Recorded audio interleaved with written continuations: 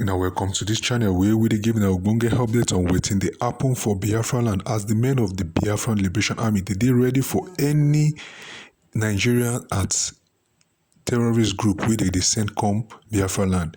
Na so Alex Oyema, na know am the Air Peace boss, dey share in narrative of how e take achieve wetin e achieve and how the Islamic State dey frustrate am. Make na hear from the horse's mouth. The truth is, if I dwell so much on I would like to look forward, because if you start discussing all the challenges that faced us towards achieving this London route, honestly, you feel like crying, you feel like weeping. First of all, you suffer what I call both internal and external conspiracies. It took us 7 years. We got the designation, I think about 6.5 years ago, to go into London. Since then, it has been cat and mouse game.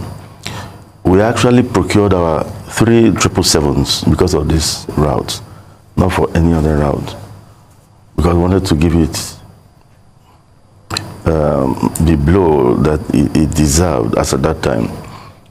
However, we were not allowed to go. It's not just, whether you like it or not, there's what we call international aeropolitics, which is very dirty. We applied to get, for the TCO. TCO means Third Country Operators Permit. You must get that, excuse me. You must get that one before you start going into any European country, UK inclusive. And the TCO organization from Europe wrote our Nigerian Civil Aviation Authority, do you know Air Peace? Do you know about their designation? And we were denied. My own country denied us. So they threw it back. Went back to the NCA, they said, oh, we didn't tell you. You didn't tell them. Who designated us? The Minister of Aviation, the Federal Minister of Aviation, whose duty it was, and it still is, to do that. Well, we said, okay, we are ready. They refused. They said, until they allow us to apply. So, you got designation from the federal government, and the NCA, under the same federal government, was telling you that you should not make any application towards going into the UK. Meanwhile, you gave us the nod to go to China, go to India. China is 14 hours, about 13 hours going to Guangzhou and 14 hours coming back. India is about 12 now because of the closure of the Sudanese airspace.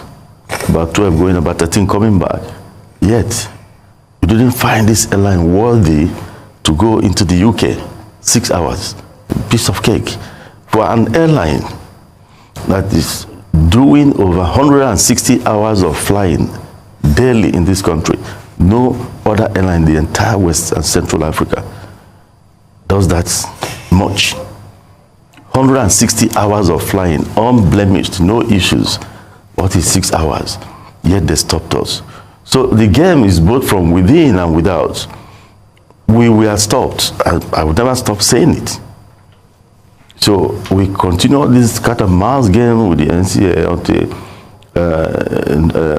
Captain Musa Nuhu, during his time, said enough is not enough. APs must be allowed to go in. What is the issue?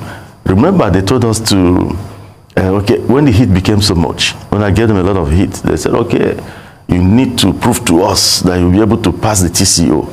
For goodness sake, if I don't pass the TCO, it doesn't mean anything, then I leave. But allow me to go. They said, no, we must prove to them that we're able to pass the TCO. I said, okay, you come and audit us based on the TCO standards. They said, no, you have to get IATA, some consultancy firms from IATA, to do that. IATA must conduct that and give their results. We paid, I'm sure it cost over 200 million. We brought IATA.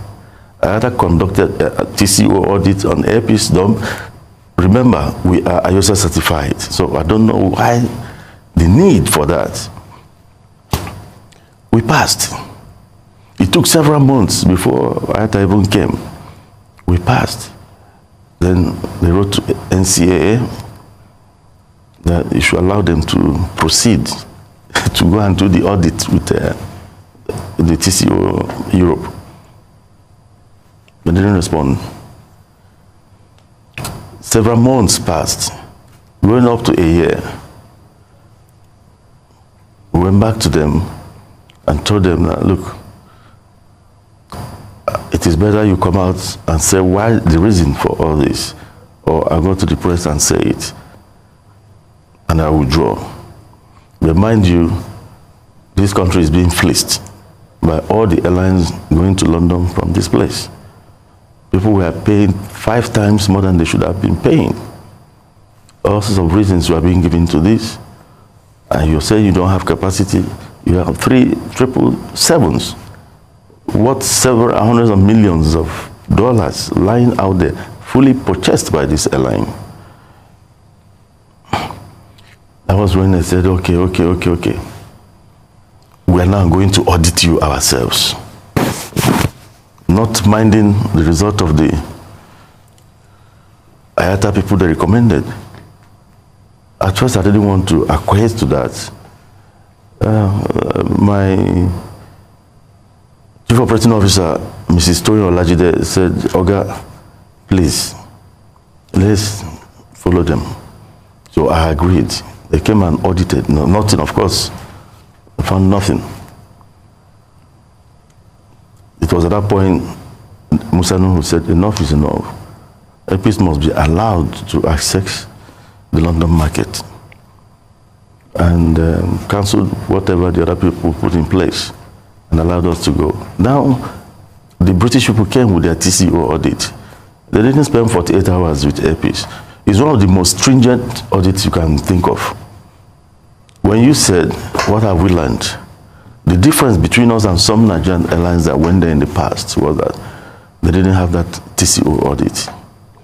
They didn't have, though that was not enough to have made them to go down.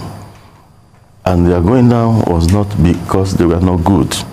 I will tell you, even in the last 1 week, what we have seen, if we are not, if God is not with us, we would have said, okay, let's go.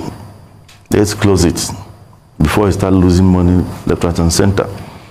Those Nigerian airlines were dealt with under the dirty international aeropolitics, and they suffered for it. So I knew all this, and I said, I must go bona fide into the UK. I must get it as of right. When you get the TCO, you should pass it, and you get your FCOP, that your permit now to operate. That is the best. But do you know when we applied, the UK people told us, you know, this TCO is too, you may not be able to pass it like the other Nigerian airlines, you may not be able to get it. Why not look for partnership or get wet lease from a UK carrier or European carrier? Once you fall to that trap of depending on wet lease alone for your operations, they will deal with you. They could use those people, they wake up one morning and tell you that, you know what, for one reason or the other, we cannot continue. Yeah. And your operations are destabilized. Yeah. And they treat you so condescendingly. But Airpeace went in there very strong. We passed the TCO audit. There was nothing they could do. In fact, there was a day they wrote us something that would take about 39 pages, expecting us to take about 2 or 3 months to complete it. We completed it in 2 hours because these were processes we are used to. I keep on telling Nigerians, the safety protocol in Airpeace is second to none in the world. It's unfortunate that we don't believe in our own. Those 777s you're seeing are being maintained by the world's most expensive and the best MRO, the Israeli aerospace industries. I pay that much because I want safety. Our safety department, our engineering departments, maintenance departments are top-notch. If I'm lying, let NCS say so. After all, ICAO came to Nigeria. Who did they audit? It was Airpeace. If we had failed, Nigeria would have failed. So Nigerians should start believing in their own. This penchant for slave mentality and colonial mentality, believing that we cannot get it right, it's a lie. So Nigerians have embraced this. Nigerians are happy. It's as if some kind of burden has been lifted off their shoulders. A situation where Nigerians were paying, my own staff paid 15 million naira on business class for a 6-hour flight to the UK. Some people paid 17 million. Then because some people couldn't pay, Nigerians were going to South Africa, fly 6 hours to South Africa, come from there, overfly Nigeria airspace to go to London, another 9 or 10 hours, just to get a cheaper fare. Nigerians were going to Morocco, Egypt, Qatar, 8 hours to Qatar, layover about 3 hours, you do another 8 hours to the UK, just to get something cheaper. Then if you want to fly direct, it's a different ball game. The humongous fare was unbearable for them. When we came on stream, and this is why we said support your indigenous operators, they will do well. When we came, and the only ones that can save the country. When we came in, what we did was, assuming we slashed the 15 million to 10 million, people will say clap for us. But no, we brought it to where it belonged. We brought it down to 4 million naira. We are not losing by doing 4 million naira. That I can tell you. We brought it to 4 million naira, brought the other one, that's business class, from 4 million, the other one from 1.2, and at the same time giving students rebate. So immediately, the same airlines that were giving dollar as an excuse for the fleecing of my country came down within 24 hours. Airpeace distorted the market. All of them started coming down within 24 hours, started begging people, doing social media, brands all over the place, and brought their fares from 15, 17 million to 5 million. Now even begging people. So the traffic is there. However, the last 48 hours has not been easy. First of all, you were told by Gatwick Airport to deposit 3 million or 2-point-something million pounds before you start. For goodness sake, those British Airways and Virgin, are they paying that amount of money to Nigerian airport as security deposit? And when you ask them, I say, okay, when are we going to get this money back? And they would tell you, no, until you stop flying to Gatwick, until you stop flying. So for the rest of your life, you put there. So we started negotiation. They brought it down to some level. The fact is that all the ground handling, when they want to deal with you, they use everybody around you. The ground handling companies, you must pay this and that, as security deposit. Catering, 740,000 pounds, that's over 1.6 billion. A security deposit that they will keep forever. It's not as if they'll be drawing down from the money. I've never seen such a thing before, and they don't do it to other people. That's the truth. So they let all this. In fact, on our inaugural flight out of London, we were given a particular place for check-in. For the past 1 month, we knew this would be our check-in. That was where the trainings were done, everything done. Then a few days to the inaugural flight out of London, you changed it and gave us a place where the carousel was not working. On our first day, we left this country. We wanted to make sure we post 100%, not 90, on-time departure, going to London and coming back. On the first day out of Nigeria, with all the fanfare at the airport, we didn't delay our flight. We went right before time, and we arrived UK 20 minutes before time. But the check-in process was cumbersome because they put us in a place where you have to check in somebody, then carry the load manually to go and drop in another place. They made us pass through all this. The next thing, your boarding gate, they say, oh, the system has broken down, it's not working again. All those antics. If they don't use them, they use the to me, they should allow us be. That's the truth. But these are unspoken. These are unspoken. You might expect more. They can even use your catering. Okay. So it doesn't end there. But it's been good we are trying to roughen it out with them. Okay, good. So I'm happy you made some clarification because I started seeing some, narrative being pushed around that you have to partner with some local European airlines, sort of like a, lease agreement to go in. So it is totally Air Peace, totally our own indigenous crew, totally our food. I can see some very sumptuous Nigerian foods there, Goat meat pepper soup. Goat meat pepper soup. Oh, that's really lovely in disguise, Dr. Abati. I'm sure you would want to do that. So totally all of our thing out there.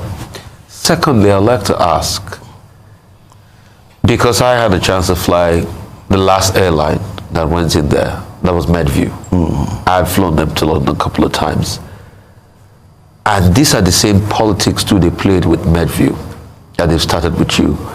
My question will be, who are those who fight for you in Nigeria? I saw the Minister of Aviation there. Is he fighting, for Air Peace and Nigeria? Secondly, the government of Antigua even called you to come and partner with them as regards their airline. When is Nigeria going to call you and say, this thing we're trying to do with Ethiopian airline that we got burnt for, why can't you take it over? Because you've shown capacity. As a local airline, you're going to Mumbai, you're going to Guangzhou, now you're going to London. You were talking about prospects of probably next year going to Frankfurt in Germany, Amsterdam, cover most parts of Europe, probably Paris, Charles de Gaulle. When will the government now say, this is our own, let us support him, let him be the carrier for Nigeria? Well, let me start from your last question. The truth is, yes, we need government support. All the Nigerian airlines, we all need government support. However, on the issue of singling out Air Peace to be the national carrier, we're not interested. Let Nigeria support the indigenous airlines. We are all flag carriers. Air Peace is a flag carrier. Max Air is a flag carrier. Asman is a flag carrier. When you fly out of your country, you become a flag carrier. Those ones do Jeddah, they do Hajj, they're all flag carriers when they're doing such things. Why I say so is that in America, you don't have a national carrier. They have Delta and others. They support them. Even British Airways and Virgin are not national carrier, but the British government supports them. If you touch Delta here, America will bring its might to bear on you. If you touch Virgin Atlantic, Britain will do the same thing to you. They won't say it belongs to Richard Branson. Nobody says that. In our own country, what we are pleading, I like when you said support, let them, the ease of doing business, let them even do that for the indigenous airlines and see us blossom. Instead of bad-mouthing these airlines that pass through all manner of problems. Let me tell you what happened yesterday at the international airport. When our own aircraft landed, thank God I was there. This thing had happened before. We reported to FAN. And let me excuse the leadership of FAN here. Mrs. Olubumi Kuku is doing fantastically well. Himself and the director of air operations, Captain Ablahi Mahmoud, they are pained. They are pained with the wickedness in the system. Civil servants. The wickedness in the system is stinking. Your only carrier doing international operations in Nigeria would land and you keep us somewhere in the bush, disused side of the airport, and expect us to be busing passengers, bringing rickety buses to come and take international passengers to the new terminal, where these foreign airlines rejected when they opened. It was Air Peace, because it's my country, that decided to go in there. They begged Air Peace to do that. We went in there. When they did the runway, they wanted to do runway analysis after the lighting. It was Air Peace Nigeria begged. They didn't have money to fuel a 777. A 777 consumes about 8,800 liters of fuel per hour. It was Air Peace they brought to come and test it. We even told them, let's use our smaller planes because of the cost. They said, no, it's a 777 they will need. We did it free of charge. I don't want to enumerate things we've done for both the government and people of this country. Now, the new airport, you will park us 2 kilometers away from the terminal. Then you expect us to be doing bus, whatever. That plane that landed yesterday, it would have taken about 6 hours for people to exit that airport. Because first of all, they put us near Nako Shed, very far. Nobody is using that end. No aircraft, not even foreign or local, nothing there. That was where they told my pilot to park. Meanwhile, C-23 at the new terminal was open, where you can just park the aircraft and the Avio bridge will key in. And when my captain called, they said they reserved it for a foreign airline. I said, really? Yes. Quote me. At the expense of a Nigerian airline. A Nigerian airline? Yes, they did it before. They did it before. One of my captains, Captain Kalisto Sifai, disobeyed them. And they wanted to punish him. I came out. And Lubi Mikuku and his team, his management, criticized that. In fairness to her, they criticized that. Now it happened again yesterday.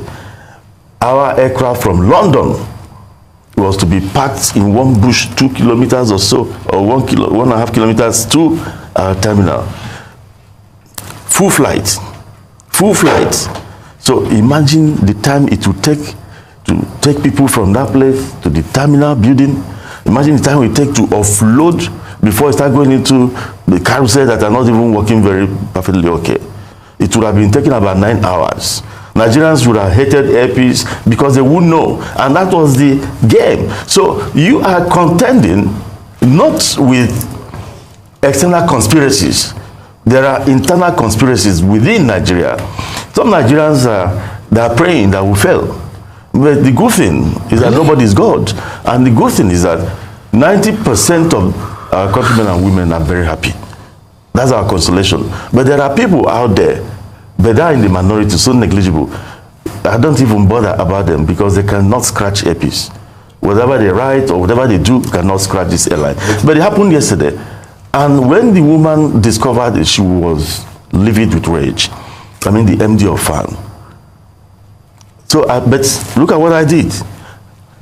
I called my operation control center who could reach the pilot because I couldn't connect with the pilot. I called my OCC. I told them, tell that pilot not to move that aircraft. Block that taxiway. No airline in the world would have been able to park yesterday. And that was what happened. British Airways landed. That was when they started making moves to tell us to go to where we really belonged. And remember, this woman had said on television, he had that, when she said that a place had been dedicated for airpeace as the home airline. When you go to Britain, you have an entire Terminal 5 for BA. Then in my own country, some civil servants or some people didn't see. And the DG of the Nigerian Civil Aviation Authority was on board my aircraft. About 4 senior staff of NCA were on board of that aircraft. And he had to go because they delayed the flight about 30 minutes. Standing in one place for 30 minutes. What kind of country is this? So when the DG who was on board contacted the captain to know what is happening, and I think he went into the cockpit, and they called the people in tower, the airport control people. And the captain told the airport control that even the DG of NCA is on board this aircraft. And the guy said, and so what? That will show you some people's determination not to, they don't see beyond their noses. But that wickedness will not last. And one thing is that anybody that fights me or fights anything I'm interested in will have himself hurt and regretful at the end of the day. This is so painful. See, this man, they put in effort to make life easier for people, but some people one day make just they enjoy, they frustrate the larger population. Chai, this one are wickedness. Now why would also make every nationality go in different way for that place? If not say that, make everybody develop in own place. For this matter, me, I go rest my case now. Thank you.